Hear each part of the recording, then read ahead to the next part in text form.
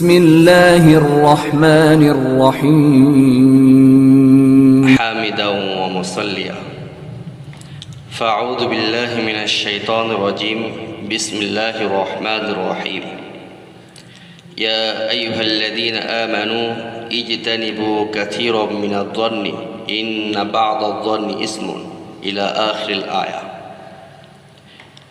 ইসলাম ধর্ম সর্বশ্রেষ্ঠ ধর্ম।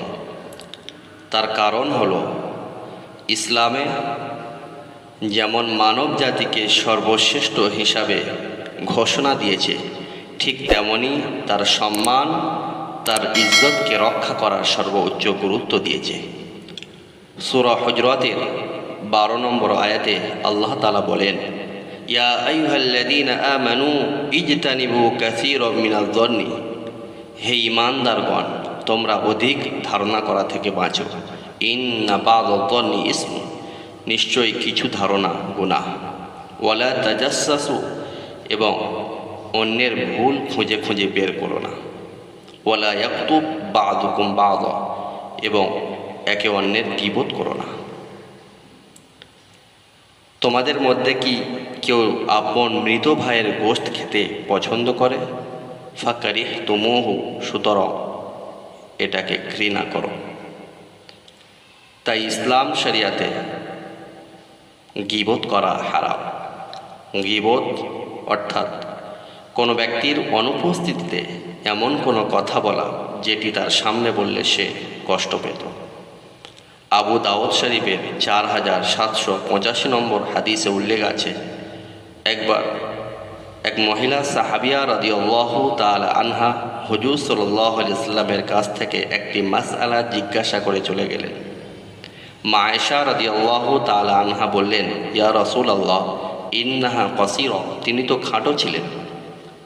হুজুর সাল্লাল্লাহু আলাইহি ওয়াসাল্লাম বললেন, হে আয়েশা, তুমি যে কথাটি বলেছ সেটি যদি সমুদ্রের পানিতে ফেলে দেওয়া হয় তবে তা তিত হয়ে যাবে। প্রিয় ভাই, আজ আমাদের সমাজে গীবত করা একটি সাধারণ ব্যাপার হয়ে গেছে। পূর্বে তো এটি মহিলাদের মধ্যে প্রচলিত ছিল, কিন্তু এখন এটি এমন রোগ, এমন ভাইরাসের রূপ নিয়েছে যে সবার মধ্যে ছড়িয়ে পড়েছে। বৃদ্ধ, শিক্ষক, শিক্ষার্থী, মহিলা, পুরুষ সবার মধ্যে এটি সাধারণ ব্যাপার হয়ে উঠেছে। মনে রাখবেন, গীবতের গুনাহ কেবল তওবা করলে মাফ হবে না, কারণ এটি হুকুকুল ইবাদ, আর হুকুকুল ইবাদ আল্লাহ তাআলা মাফ করবেন না। তাই তওবার সাথে সাথে যেই বান্দার গীবত করা হচ্ছে তার কাছে মাফ চাওয়া জরুরি।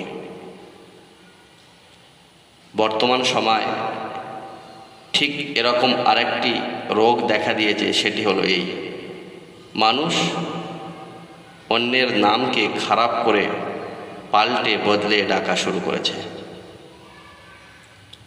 সূরা হুজরাতের 11 নম্বর আয়াতে আল্লাহ তাআলা বলেন, ওয়ালা তানাবাজু বিল আলকাব, তোমরা কারোর উপাধি ধরে ডেকো না বা কারোর নাম খারাপ করো না।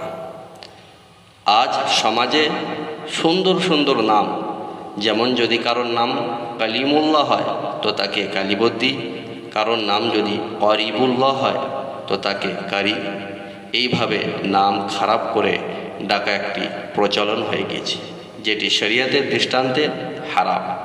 তাই আমাদের সকলের অঙ্গীকার করা দরকার যে আমরা আজ থেকে আর গীবত করব না এবং কারোর নাম খারাপ করে ডাকব না, কারণ এই দুটি শরীয়তে নিষিদ্ধ এবং হারাম।